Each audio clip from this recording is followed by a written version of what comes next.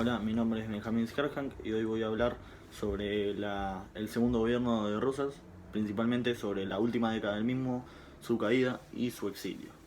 Bien, comenzando porque se le suelen atribuir grandes cambios y transformaciones al después del gobierno de Rosas, ya que este es considerado como un gobierno que generó un estancamiento en nuestra historia. Bien, si bien hubo una fuerte inmigración europea, sus características fueron completamente distintas o, o mucho más significativas que las inmigraciones que ocurrieron luego de su gobierno, que fueron mucho más masivas, con la llegada de europeos, pero entre los cuales se destacaban mayormente españoles, irlandeses e ingleses, los cuales llegaban condicionados, ya que debían adaptarse al estilo de gobierno criollo. La ganadería exclusivamente vacuna fue reemplazada por la ganadería basada mayormente en las ovejas, ya que estas proveen de lana y la lana eh, se exporta a Inglaterra, y al exportarse a Inglaterra genera no solo cierta dependencia de Inglaterra, sino también grandes ingresos económicos para nuestra sociedad. La sociedad argentina quedó libre de toda decisión o disidencia. Lo que quiere decir es que básicamente los argentinos no podían decidir si estar a favor o estar en contra del gobierno de Rosas. Era o estar a favor o estar a favor del gobierno del caudillo. De esto se encargaban en el interior las tropas porteñas y los caudillos locales. En caso de no estar de acuerdo con el gobierno de Rosas, la gente podía o irse del país o muchas veces terminaba muerta. Bien, continuamos por Montevideo y la rebelión de Corrientes.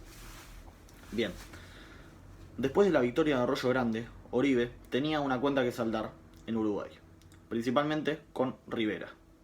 Bien, se instaló frente a Montevideo con ayuda de tropas argentinas. Apoyado por Brasil, Inglaterra y Francia, Rivera logró mantener en pie a la ciudad hasta 1851.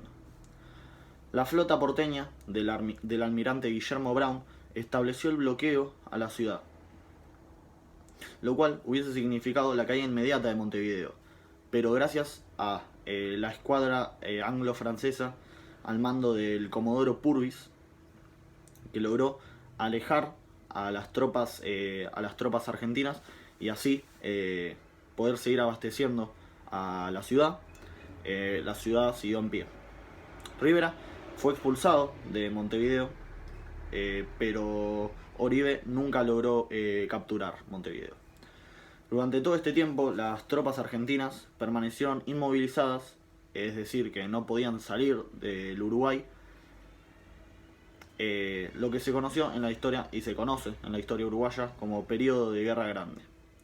Corrientes se volvió a alzar contra Rosas en 1843, con los hermanos Juan y Joaquín Madariaga, pero no lograron exportar sus pensamientos a las demás provincias.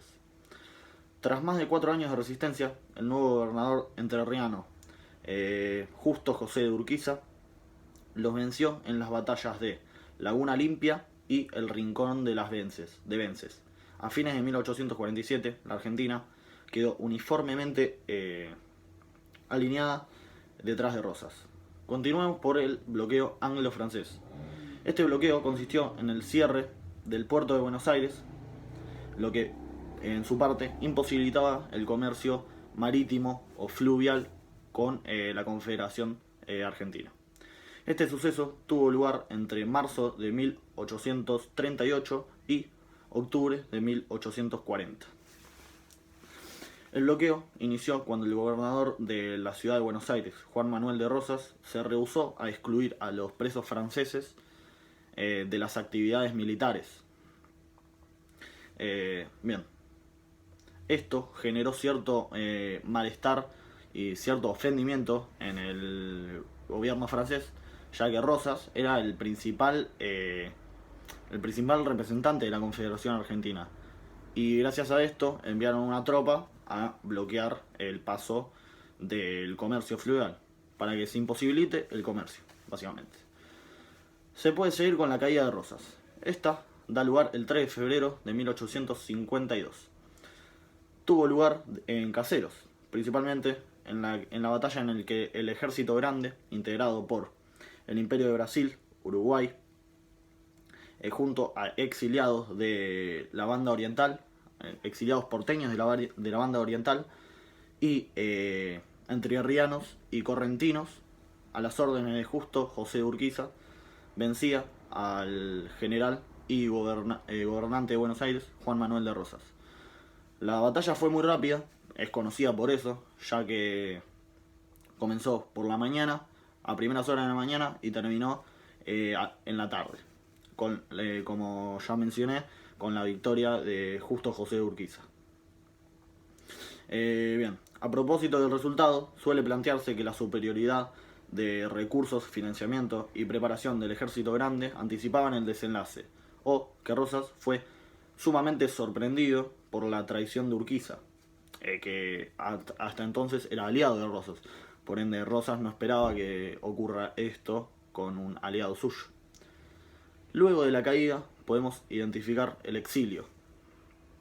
Rosas, por medio de un buque Conflict en el que viajaban Juan Manuel de Rosas, arribó a Plymouth el 26 de abril de 1852, comenzando así el largo exilio de Rosas en Inglaterra. Allí, Rosas fue recibido oficialmente con disparos de cañón.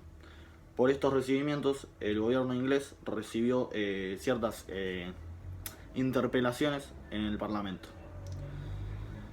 Inglaterra le dio bienvenida al restaurador de las leyes, quien había sabido ser el hacendado más fuerte de Buenos Aires.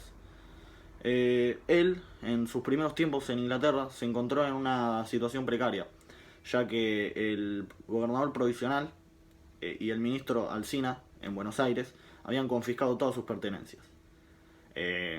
Ni bien llegaron ciertos ingresos de Buenos Aires, él consiguió poner una casa en Southampton, Inglaterra. Y este fue el final. Luego llega su muerte en Inglaterra también.